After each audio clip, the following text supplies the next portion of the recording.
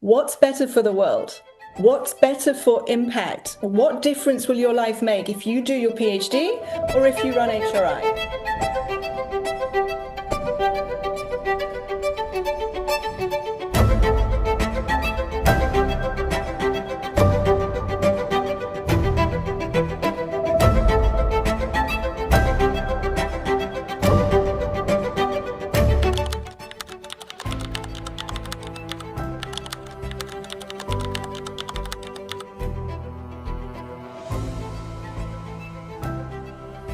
This is a conversation about responsibility and also the future of medicine. You cannot ignore data.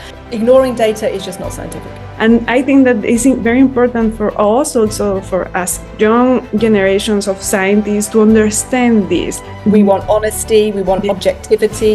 If something is done and we think it's not good, and it's homeopathy, and it's even done by someone we know, it's tricky, right? But we have to be honest. And then I sort of accidentally came across homeopathy and accidentally got interested in that and had this kind of U-turn where I honestly thought it was a load of rubbish at first, but I really would like it if people could just put that aside and read our studies as if it was the same as any old conventional medical study. I am responsible for running a research institute dedicated to advancing research in homeopathy, which is a form of complementary medicine. Please welcome to Rachel Roberts, because I hope that you behind the screens are as much excited as I am, because you cannot imagine how much I was waiting for having this opportunity, because being a scientist or student of sciences, I mean, it's not even easy to being a science student and also being a science student in something that controversial. If you have this need of knowing more about science and controversial topics, you don't have role model. And this is something that also I would like to thank to Rachel Roberts.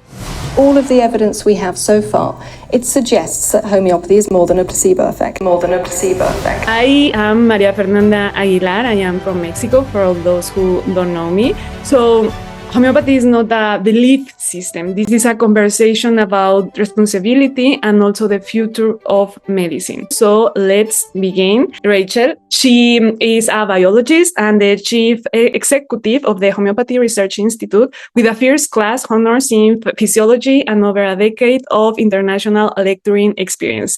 She spent 14 years in clinical practice before shifting her focus to advancing homeopathic research and correcting misinformation about it. Her significant contributions have earned her honorary fellowships from both the Society of Homeopaths and also the Faculty of Homeopathy.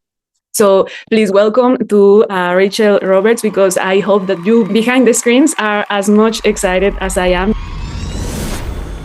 What do you wish that every physician understood about evidence before forming strong opinions about homeopathy? First of all, this is probably asking too much, but I would love it if people didn't have strong opinions, make big statements when they don't actually know anything. It would be nice if they started by reading some of the things. You do find this a lot, and I am challenging people more on this. If they say, well, I'm sorry, but I know homeopathy doesn't work. So how? What have you read? Is this from the literature? Is this from the websites? And do they know nothing, right? That often happens. If they're even going to read something, I would really encourage them to look for the difference between lack of evidence, sort of insufficient evidence, and no evidence. So what we see a lot is you might see a headline in a newspaper or something like that that says, a study has found there's no evidence homeopathy works, something like this. Yes. And then you look at what they're actually talking about, the study they're talking about. And what that study said was, there is insufficient evidence to say it definitely works, right? There's insufficient evidence by the threshold that is quite normal to make a clinical guideline for the government literally to say, go and get homeopathy for your osteoarthritis, right? Or whatever it is. It's absolutely fair enough that you need a particular body and level of evidence to make that definitive statement. We know it works, so patients should go and do it. But the fact that maybe if that's the level for that, and we're halfway, that's not no evidence. And this is what happens a lot.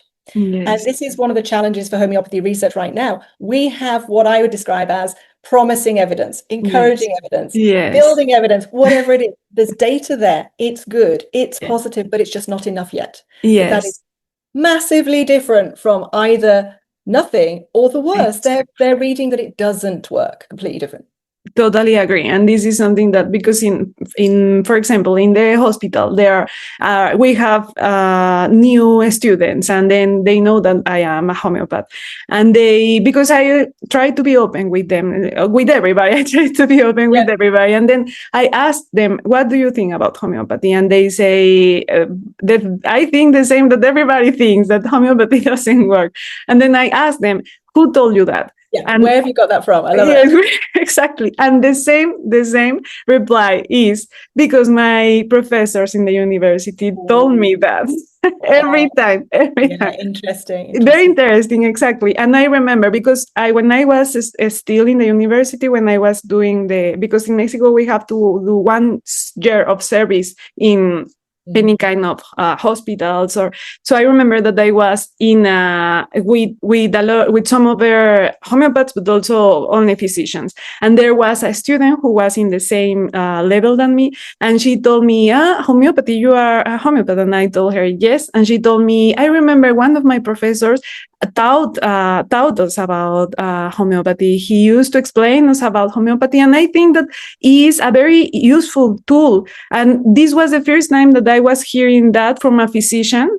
She was going to become a physician, and I understood that the only way to change this mentality in the people is, with the young generation, is because of their professors, because of their teachers, because this is how they can change also this mentality if they receive this since the very beginning. I absolutely respect that. Also, I can't expect to, let's say, change somebody's mind just by giving them information. There's also, I understand it's very human that you need to see it for yourself, or you need to experience it for yourself. And I'm just remembering one of the first medical practices I ever worked in when I was newly qualified. And the lead general practitioner there had invited me to work there, and he only asked me, he was no big fan of homeopathy, but he only asked me because I don't know how he found out about me anyway, but there was a baby with very, very severe eczema, so severe she'd been given oral steroids very young because they were desperate, and those didn't work either. And he said, can you do eczema? I was like, well, I'm happy to try, but this is a very extreme case, and thank goodness it was a textbook case, and it was brilliant, and it all cleared up, and it was fantastic, and the baby was fine. So because of that, he said, come and work here. But it was the receptionist who hated me. You know how receptionists can be very strong people? And there was a woman who was a receptionist. I worked there 1 day a week, and she wouldn't look me in the eye. She would never smile at me. She was so rude to me all the time. And then the day came where I remember coming in one day and just saying, how many patients do what's the list of patients today? And she seemed different. And I looked in the waiting room, and there was another client who had a skin condition, who'd come with a skin condition and was looking perfect, right? Wow. And she just said, well done with that one. I was like, wow. And then after that, she was polite to me, but she had to see it, even as the receptionist, she had to see the change in my patients to believe that what I did had any value. And obviously, unless it's a skin condition or something like that, you're probably not going to see it, but I've always remembered that it was not my aim to change the opinion of the receptionist in the clinic. But my life was a lot easier once she didn't hate me, Yes, you are totally right. When you are trying to change the opinion of other people, the most probable thing that will happen is that you will fail. The thing that for me is important is to make them aware of something. I feel like I'd never want anyone to think that my job is about changing people's minds. Generally, that is literally not exactly the number one reason I get up in the morning. The reason I get up in the morning is mostly about stopping people losing access to these medicines. That's the drive for me. I don't care what most people think about homeopathy, as long as you let the patients use it who need to use it, and you let the physicians prescribe it who need to prescribe it, and so on. That's where my interest lies. It's just a sad reality that there are people, I have no idea why, who get up every morning determined to get rid of homeopathy. It's a thing. It's a real thing, and they're open about it. Someone said to me, that sounds a bit conspiracy. I said, well, I don't think it's conspiracy when they say themselves that's what they want to achieve. So I only care about changing minds when it's someone in a position of influence or they're being told it doesn't work, and I have to say, hang on, no, not true.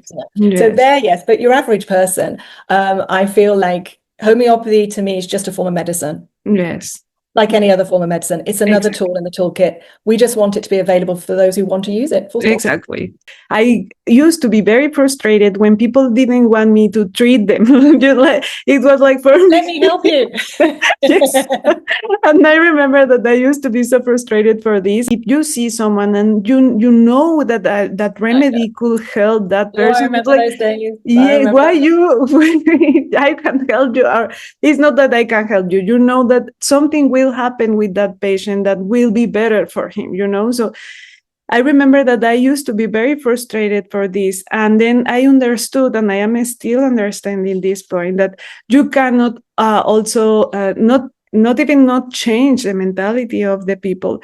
The thing is that the people that will like to be treated with this form of medicine, they will come to you, and that will be the important thing. And at the end, you are giving. I mean, you as Rachel Roberts are doing that the people that has like this doubt or questions regarding homeopathy, they can take this step towards their own health or towards like the health of their family, because they are having more information to take this. That's it. I feel you absolutely. We say hit the nail on the head. I think the Germans say hit the nail between the eyes. I don't know where the Spanish hit the nail, but it's somewhere.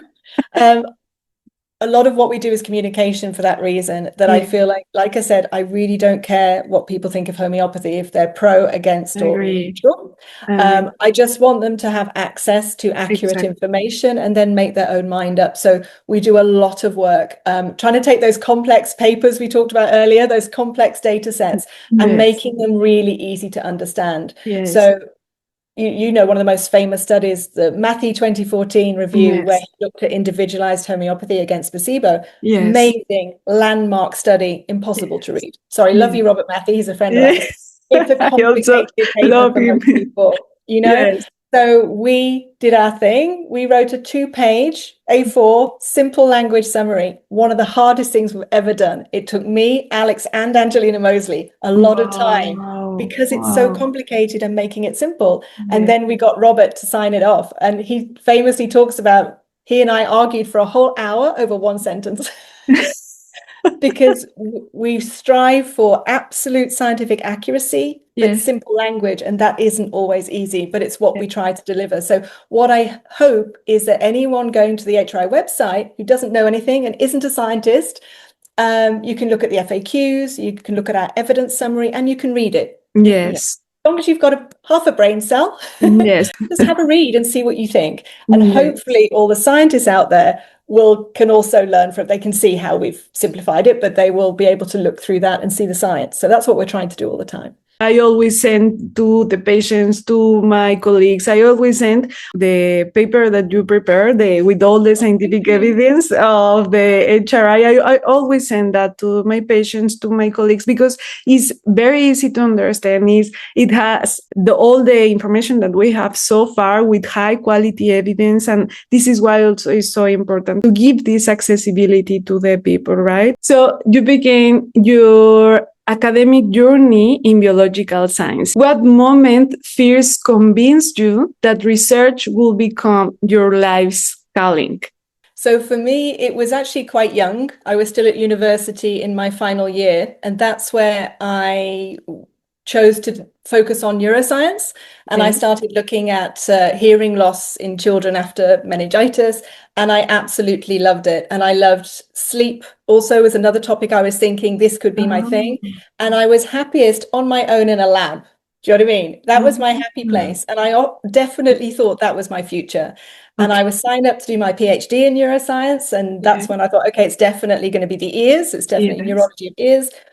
All the plan was whole there, right? That was my future. And then I sort of accidentally came across homeopathy and accidentally got interested in that, and had this kind of U-turn where I honestly thought it was a load of rubbish at first. Okay, honestly, yes. homeopathy could not possibly work. Yes. It's obviously impossible, blah, blah, blah. Mm. And then I just started looking at some of the data and some of the facts and realizing there were hospitals with real doctors in the world doing this. This was not nonsense. This was not for stupid people. This was real. Yes. And it piqued my interest so much that I abandoned the PhD. And in fact, my best friend took my PhD place. She's brilliant. So she did a great job. But I completely went in this different direction. My family thought I was going crazy. I think a lot of people were worried about me. My professor was furious. He said, this is a waste for science. What are you doing? I thought you were intelligent, all this sort of stuff. Like, it was really a big deal at the time. Yes, okay. And now I look back and go, of course, I go, thank God. You know, thank God I changed paths. But that research part of me never left. So the 14 years where I ended up being in clinical practice as a homeopath and lecturing all over the world in homeopathy, in the back of my mind, I really, really missed research. So around 2008, I basically thought, okay, I have to go back to my first love. I want to do my PhD. So then I met Alex Tournier, who had just founded HRI, our charity. It was just beginning, and I thought, well, I was approached to work with HRI, and I thought, oh, this could be a good way to move from practice and lecturing into research. And he won't mind me saying, we had an agreement, we shook hands, that if I took on being chief executive of HRI and created the charity and made it work, half the time, the other half of the time, I would do my PhD. Unfortunately, it is now 2026 and it never happened because HRI took off so fast. And it was so fantastic. And about every 18 months, like, he really tried to, we both tried to do it together. I had supervisors lined up, I had the project lined up, it was all ready, but HRI was so exciting and I could see the value. And I spoke to my mom. My mom was the person I've always turned to if I had a real dilemma. I think we all do that, right? Yes, of course. I said, I don't know what to do. My dream is to do my PhD since I was 21 years old. And yet here is this emerging institute. And I think this could be something very special. And my mom was brutal. She said, Rachel, what's better for the world? What's better for impact? What difference will your life make if you do your PhD or if you run HRI? That's true. I had to accept it was better for the world if I did HRI. Who cares in the world whether I do my PhD or not? You know, it's a personal dream. So that was my decision. And this is how I've ended up here. So thank you for sharing this, because you cannot imagine how, I mean, right now, after all these years that happened after that decision, I could say that that was the best decision that you could make, because otherwise you had not could done all the things that you have done until today. It was one or the other. And you had not inspired us, to all of us who are in this side. It's very difficult to combine everything. Not enough hours in the day. That's the problem. Or at one point, I remember we had a board meeting where someone said, okay, there's a solution. It's obvious. We just have to clone Rachel. We just need to. And then one of them can do the PhD and one of them can. Yes, exactly. So also, how did your grounding in mainstream biological sciences shape the way you approach research in homeopathy today? I think it's really, really important, because lots of different people come to homeopathy different ways and they all bring something different. For me, I think I realized as early on as at college, when I was training, I did the 3-year full-time training to become a homeopathic practitioner, that the way I saw everything was different because I was a scientist and I had that scientific grounding. So just coming into a topic with that training in critical thinking, I almost want to apologize to all the lecturers because I questioned everything. Do you know what I mean? I wouldn't just accept something. I was always wanting to dig into it and check everything and all of that. And also, but I think that was very good for HRI. I feel like that's what, we're a small team, but all of our academic team were originally in conventional science and then came to homeopathy. And I think that is what differentiates us from every other organization in our sector. It's who we are. So Alex is a physicist, Dr. Esther van der Werf is an epidemiologist. I have my biology training. We've got people who are specializing in vitro laboratory studies and so on. So we come with that first, and then we apply it to homeopathy. So we want rigor, we want honesty, we want objectivity. If something is done and we think it's not good, and it's homeopathy, and it's even done by someone we know, it's tricky, right? But we have to be honest, and we feel like that's where the credibility is, and it does nobody any favors to sort of let things go through that are not good enough. I feel like, no, we want to hold the standard. And I've been really proud to see how far the homeopathy research sector has developed since we started HRI. So we started, Alex founded it in 2009. I joined in 2010. 2013, we did our first international research conference in Barcelona. And it was a bit of a shockwave for the sector because we went straight in with, we are going to do it like you do a scientific conference in any other topic. Physics, maths, biology, whatever. This is the standard. If your application, your abstract isn't good enough, you don't get in. And we had to reject huge numbers of abstracts. And there was a big kickback. I got a lot of hate mail, to be honest. Wow. How dare you? I experienced that. And we said, I'm sorry. I was very polite, but this is what we require. Then by 2015, the applications got better and we got clear on what we wanted. By 2017, almost everybody applying was good. And then it was harder because we had to actually, we only have so many slots. But you could see this progression in the sector. And I'm so proud. The last conference, as you know, in Greece in June, it was wonderful. The standard. Best ever. Absolutely fantastic. So I'm very proud of that. Yes, and we need this so much because, as you said, because as homeopath and also as physicians, they don't receive this rigorosity in research. They just, because I know this because I work every day with them. It's just like they learn or something, and it's just like that. They will never question. And this happens. And also as homeopaths is something like similar, because I remember because for me, I was first homeopath. I was trained as homeopath, and then I started my career in the research field. So I remember that I started to see how this rigorosity was done, how everything should match with all your hypotheses and everything. And then you start to understand why they are asking so much things. And then you start to understand that even if you are not talking about homeopathy, they are also asking for this rigorosity, So this is also that also we need to understand in the world of homeopathy, in the or non-world of homeopathy, it's this need. And here goes my next question. Do you think that homeopathy is judged by the same scientific standards as other areas of medical research? The short answer is no. No, it's really very frustrating. I kind of understand it, but we are absolutely held to a higher standard. And that's something the whole sector is, I'd say, painfully aware of, that as soon as a paper has the H word in it, as soon as it says homeopathy somewhere, it is judged so harshly. Like if there's any tiny thing that's not quite right. Now, of course, everybody wants research to be done as well as possible, but of course, we do want a level playing field. I do feel like you should not treat it any differently. It should be held to the same standards as a conventional medical study. And it's so extreme, just to give you one example, which would seem so crazy to a lot of scientists out there if they're listening to this, is even for basic research studies, so laboratory studies, like there's a famous one done on plants that you will know very well by a Swiss research team with duckweed, poison it with arsenic, put arsenic in the remedy, and you see the plants changing their growth rate. So you see this homeopathic medicine healing these plants in a laboratory Petri dish, which is fantastic.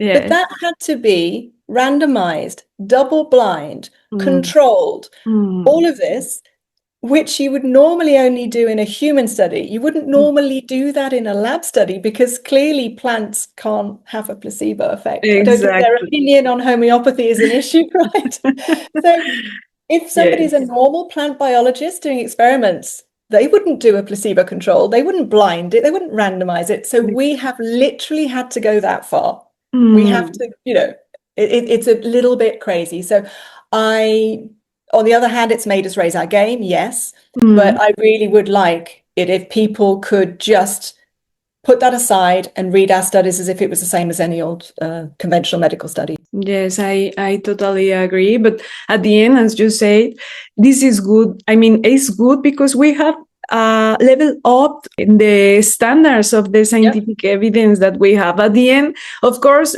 we need more people which is trained in research, so we can have more and more evidence. This is for sure. But at the end, also, this have been a good thing also for homeopathy. Exactly. Yeah. And I honestly believe, much as the attacks on homeopathy are pretty horrible and, to be honest, quite boring after 15 years of dealing with them.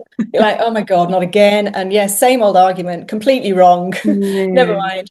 On the other hand, attacks can always bring something positive, because when you're under attack, I always think of it like compressing to form a diamond. Under that pressure, you have to do better. You're forced to. So in a way, I think we have grown as a profession and a sector from those attacks. Yes, totally agree.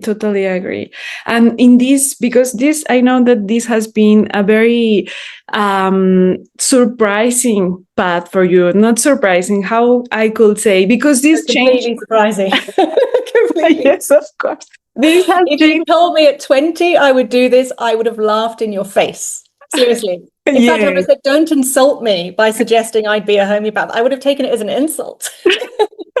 I can believe you. I totally believe you, because of course I have faced this in many people. I mean, I try to do communication in social media also about misinformation about homeopathy. I have been working on this, and I am telling you this because I know that being in your position is so difficult, because I face this in a very little, like 1% of the things that maybe you have faced. So I totally understand. And of course, people says, why you are so young? Why you are doing this? And I say, because it's the future. Exactly. It's amazing. Exactly. Yeah. So in all these years that you have been working in this important job, what has surprised you the most since dedicating yourself full-time to research at the Homeopathy Research Institute?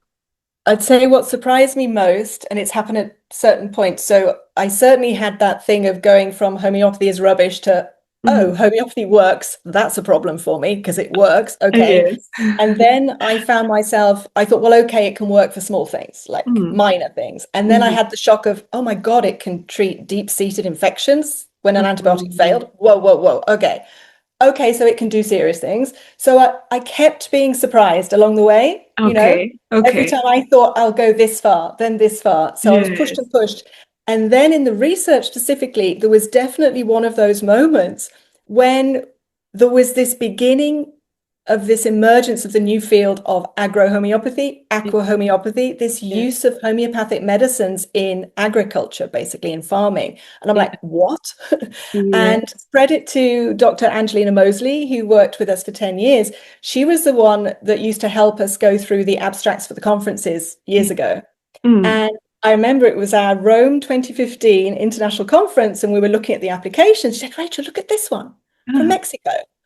It's on fish. And I'm like, what? And it was the wonderful Antonio Carvalho, who you'll know. But at that point, we'd never heard of this group. It's like, there's some guys in Mexico doing stuff on fish. And we're like, okay, well, we'll give them a poster. Like, we're not sure what this is. So they do their poster. I don't remember which one it was. Was it shrimps or mussels or oysters? I can't remember. And then 2 years later, it's Malta 2017 conference. They're back again. Okay. And we had to give them 2 posters because now they've done more fish, different experiments. And they were basically showing every time that using the same homeopathic medicines we use in humans, they were making the fish in fish farms healthier, less stressed. So they were more resistant to disease. And they were literally able to show with proper experiments that the rate of parasitic infections in these fish was dropping. So you've got healthier fish, fewer drugs in the food chain. I'm like, this is unbelievable, right?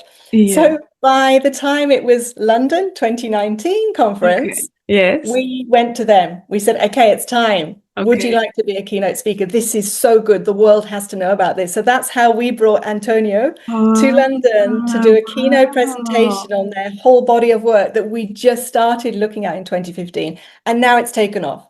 Now we all know this is one of the most exciting new fields. Yes. People know about results seen in strawberry crops, in Brazil, in turnip crops in Ecuador, in red peppers. Is that Mexico, that one? I'm trying to remember. But all over the world, scientists are showing that homeopathic medicines improve the health of crops, crop yields, resistance to disease. This could change the world, literally. You don't say that lightly, right? We can clean up the food chain. We can reduce the use of toxic pesticides. You know, that's something that I would never have predicted or believed possible. Yes, it's unbelievable. And I remember because last year, 2025, I was invited to speak in the radio, in a program radio in Mexico City. So I took all the evidence. I spoke about Antonio also because I have never, I don't know him. He doesn't know about me, but because I have been looking for him in social media, but it seems that I feel like he's good. He's concentrating on his studies. I'm quite happy with that. He's doing his experiments. We need more from him. Yes, that's true. And I spoke a lot about him and also all the evidence that HRI has in the webpage. We will talk about that later. All of them are scientists, I mean. And then they asked me about this, and I was saying all this, and also the agro-homeopathy, and all of them were so surprised because of course, this is something that placebo. Yeah. Yes, how could placebo should be working here, right? So this is something very important. So if Antonio is over there, please write to us or write to me because we are very happy for all your research, the research that you are doing. I love the fact we have a little video of Antonio that's somewhere on our socials or on our website where he talks about how he got into it and that he didn't like homeopathy either. He had no interest. He thought it was rubbish as well. And it was his boss who got him to do the experiments at first. But then because he's a real scientist, when he saw the data and he saw that it worked, that's it. He's interested. That's what I admire. You cannot ignore data. I find it the most frustrating thing when someone who is a scientist and sometimes quite a high profile scientist, with a big reputation, just still today says this is impossible. That is not a scientific argument when the data is saying something different, when the data is saying these are biologically active substances. Ignoring data is just not scientific. Someone is presenting you a lot of data, and just because it's not according to your belief or is not according to your mind system, you are refusing it. So this is not how science works. And I think that is very important for us, also for us young generations of scientists, to understand this. Because it's something that we need to have this open mind, as we have been trained to have this critical mind and this open mind, but we really need to practice it, Exactly. It's not you cannot abandon that the moment you read a result you don't like. Right? Yes, exactly. It sounds obvious, but we are at that basic level with this debate that you can't just throw all your scientific training out of the window when the results are inconvenient. Yes, totally agree. And when you look at the current research landscape, where do you see the greatest opportunities for innovation in homeopathy research? Because I love that word innovation, actually, because I don't know if you read our report about the Greek conference last summer, but we really felt that innovation was a theme that we saw across everybody's work at that event. So as you know, we had 60 different researchers presenting there from 17 countries. So we always look for the themes. We look for what's different this year. And the level of innovation was what was so exciting for us. And as you well know, some of this was about bringing together the clinical research elements with the things like gene expression and really looking for these objective biological measures whilst prescribing for someone. And I love that merging of the sort of basic science and clinical research together. But I think as well, what we see coming through is, I mentioned objective measures, but I think again, as a scientist, we know that not every way you measure results is purely objective. Sometimes there's a subjective element, and that can be a little bit unnerving. You want to know how real is this? So we're always looking for objective. Okay. And with the shift to wearables now, you know, it used to be really difficult to take a heart rate variability or these kind of measures that we can really rely on for stress responses and things like this, or cortisol levels or whatever. The ways of doing this now are so much easier and cheaper. People have their smart watches that are telling them their O2 stats and everything now, right? So I'm really keeping an eye on that. And we've been scoping a lot of these kind of newer technologies to see at what point do these become sufficiently reliable that they could be used in serious research. And some of them are nearly there. They're nearly validated, but not quite. So we're really keeping an eye on that tech. Because once they get to a point where other researchers, we don't have to do this ourselves. When other people in conventional medicine and science have established that some of these wearables, some of these simple systems are sufficiently robust that we can get reliable readings, then we can do homeopathy research using those. And that's what I like, the latest techniques from mainstream science, and then we just use them to test the homeopathy. We replicate it, but with homeopathy, right? Yes, exactly. The main objective of this conversation is also to reach homeopaths, of course, young homeopaths, medical doctors, homeopaths, but also researchers. But something very important is the neutrality. We need to be very neutral in the homeopathic research. Otherwise, we can lose totally the objectivity. Because for us as homeopaths, we see every day the power of homeopathy. We see it in the patients, we see it in our family, in ourselves. But we need to have also, as homeopaths, we need to have an open mind. And because every time we are asking for the scientific community to open their minds, but we also need to open our minds. Well, it's funny. I know, first of all, you're speaking beautiful English and my Spanish is appalling. I can just about order a cortado. That's about it. But just to use an interesting word, which is being neutral and objective. So being really strict about this. Way back in 2018, I was on a panel at a big event sitting next to another researcher, and I was asked, so that someone said, well, HRI, you're pro-homeopathy, right? So you're biased, you know, you can never give an honest opinion. I said, no. We are not neutral, you're correct, because being neutral to me means you have no opinion on homeopathy. Yes. Of course we have an opinion. We are extremely well informed on the topic. So we have an opinion. So we're not neutral. And if you want to call that pro-homeopathy, we are only in the sense that our opinion is that the data says it works. The data says there's something real here. That's as pro-homeopathy as we are, if you like. To us, that isn't about being pro-homeopathy, that's stating a fact. But what we are is objective. So even though a lot of people, English people, would use neutral and objective as the same, to me, they are a little different, right? Neutral, I don't have any opinion, I don't care. Objective means I have an opinion, and now I am going to be careful when I assess something and not let that influence me one way or another. So there's a subtle difference. For me, I always say is that the research is the only way to strengthen homeopathy. So this is why I am totally sure that we need as much research as we can, and as much researchers as we can have. So we need this neutrality and this objectivity also, right? So almost for a lot of older homeopaths in particular, they think research is the enemy, or a bad thing or something, or unnecessary. I'm like, no.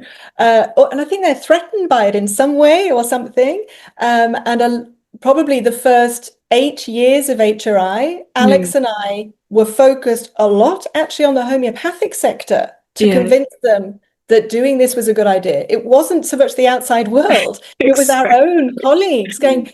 I actually had someone, when I stopped teaching, they were shocked because, I did a lot of teaching. And they said, what do you mean you're going to research? What? Why are you selling out? It's like, how is research selling out?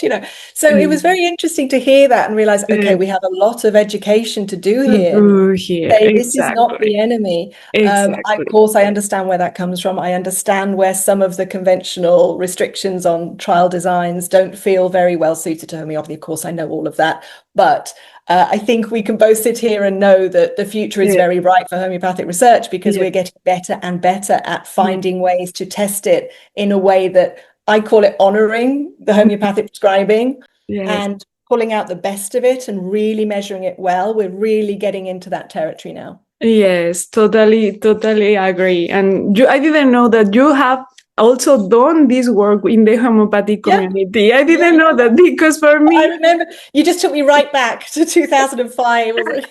Being young, being a homeopath, and trying to be a researcher is why we need this strength in the community also, because you don't have an easy path, and the people doesn't make it easier, because there is so much conflict. It's not for everyone, because it does take guts to do it. You do have to be strong in your opinions and strong in who you are, because you will be criticized, and that's not easy for everyone. But I do feel like what that means is that everyone who makes it and everyone who is there and is showing up at our conferences, and they are now trainee researchers or researchers and so on, they are exceptional.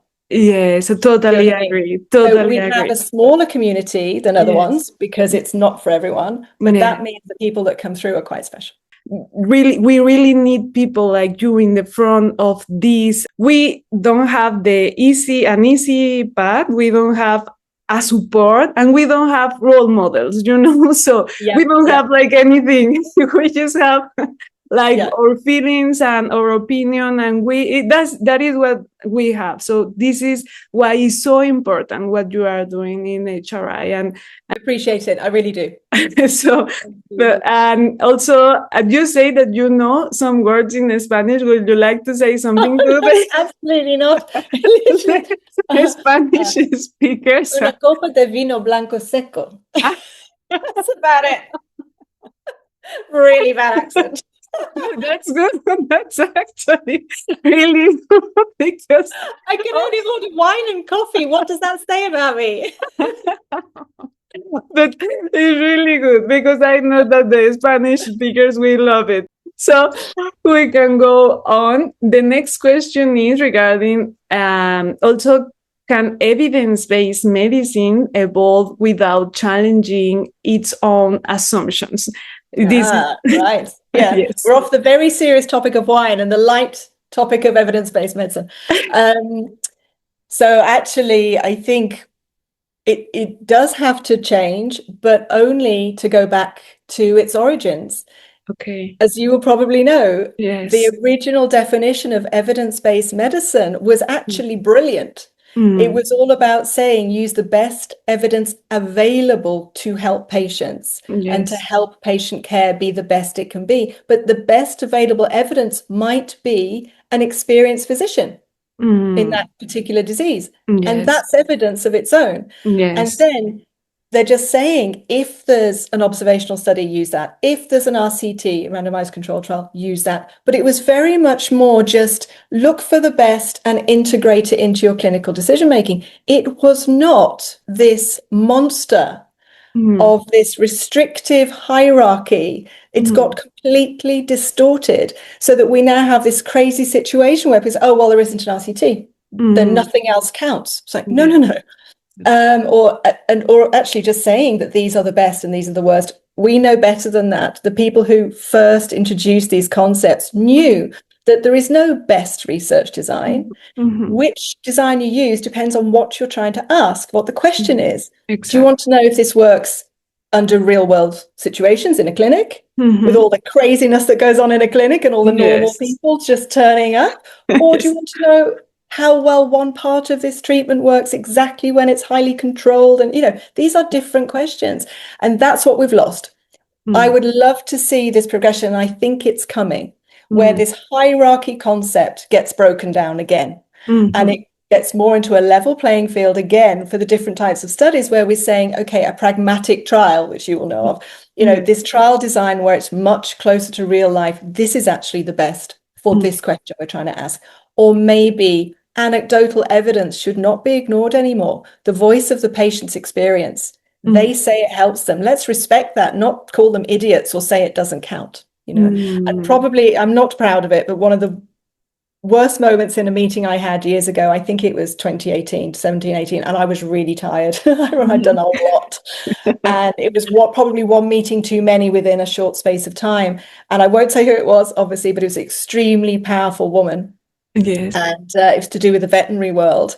And she literally said this was about some restrictions they were trying to put on veterinary homeopathy in the UK. Yes. And she sat there and literally said that the experience of all the veterinary surgeons in the UK and the experience of all the owners of the animals and all their reports of the benefits of homeopathy was worthless and meaningless, and it was not data and it was not evidence.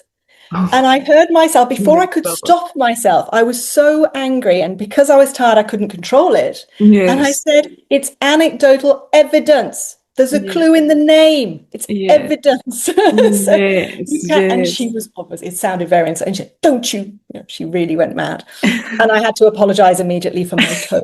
But honestly, to claim that that's not evidence when it's anecdotal evidence, it counts, right? So this is something I think we need to really take a fresh look at. And I do think it's coming, because I think this is not just from the homeopathy world. I think a lot of people in conventional medicine and science are saying the same thing. This has become exaggerated and not what it was originally meant to be.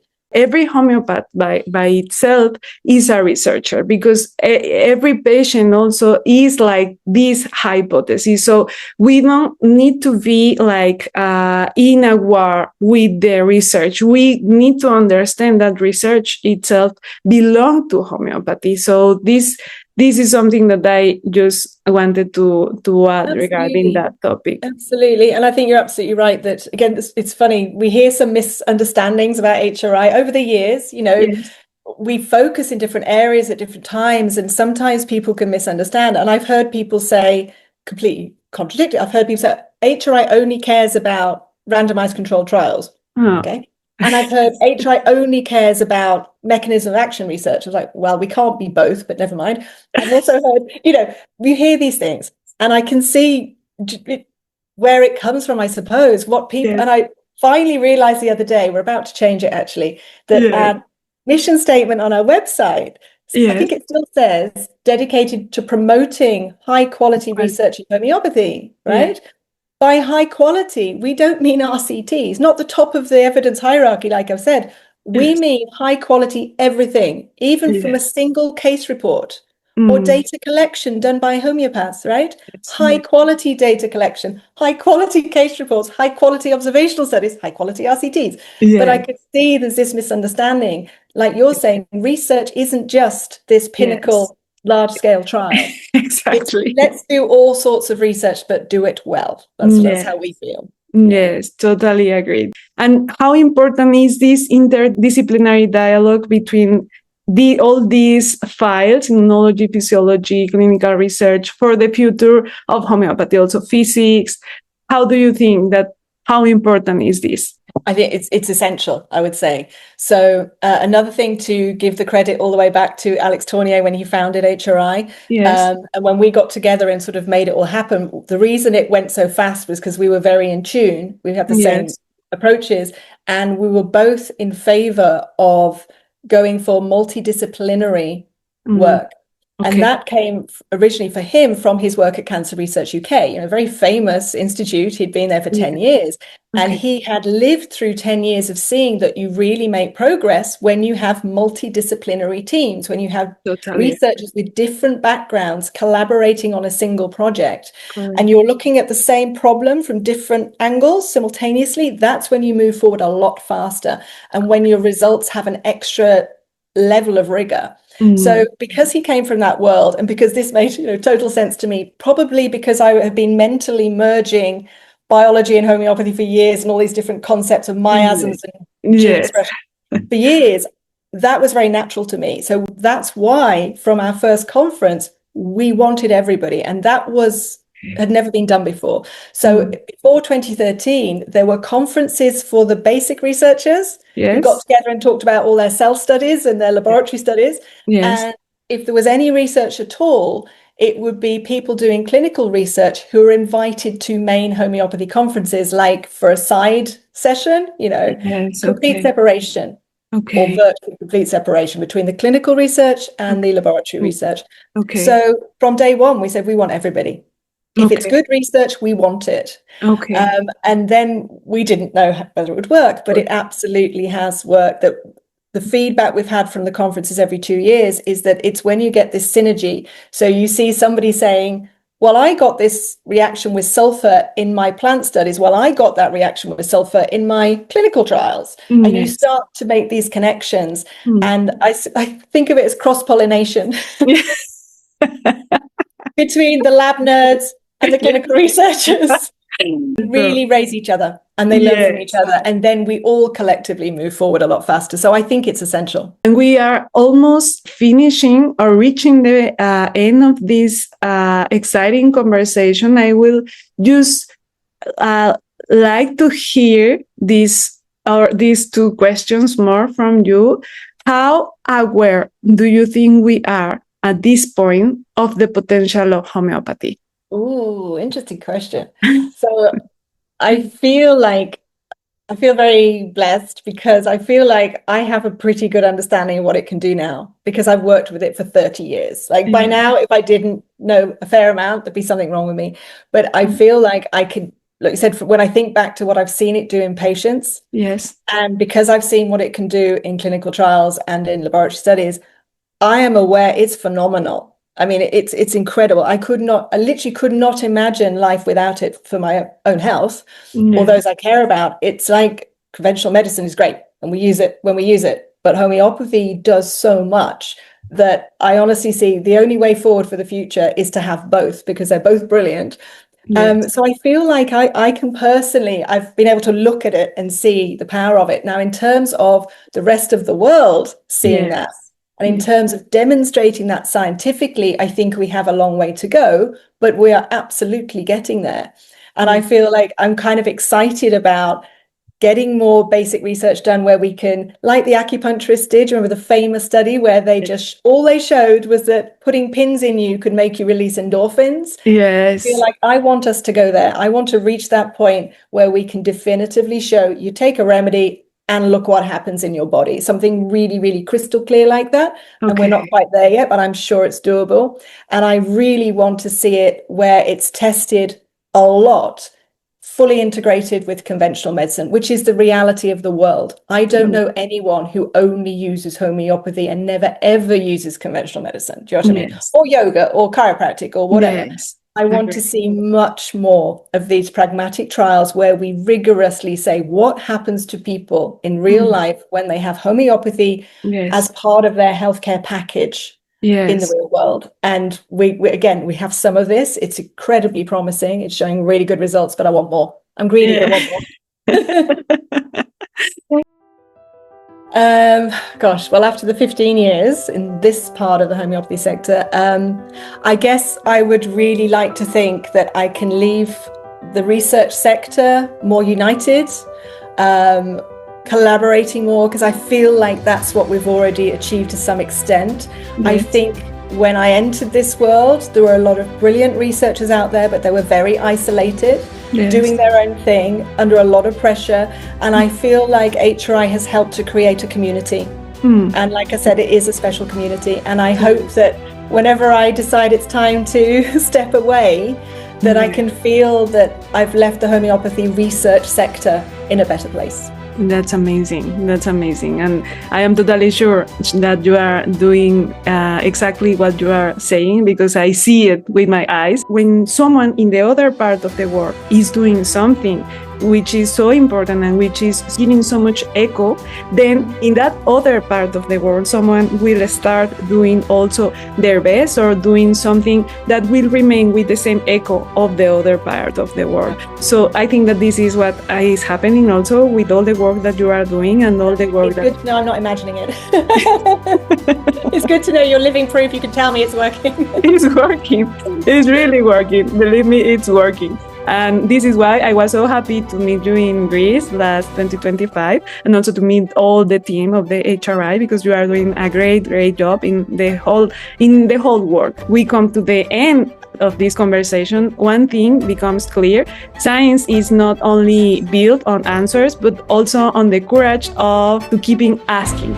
So today it was about listening, questioning, and remembering why many of us choose science in the first place, to understand life and to stay honest also in our curiosity. So Rachel, thank you so much for reminding us that integrity in research is not loud, but is powerful. And also always remember to keep your mind open. I just feel like it was a real privilege to speak to you today, and I hope I've made them think a little bit.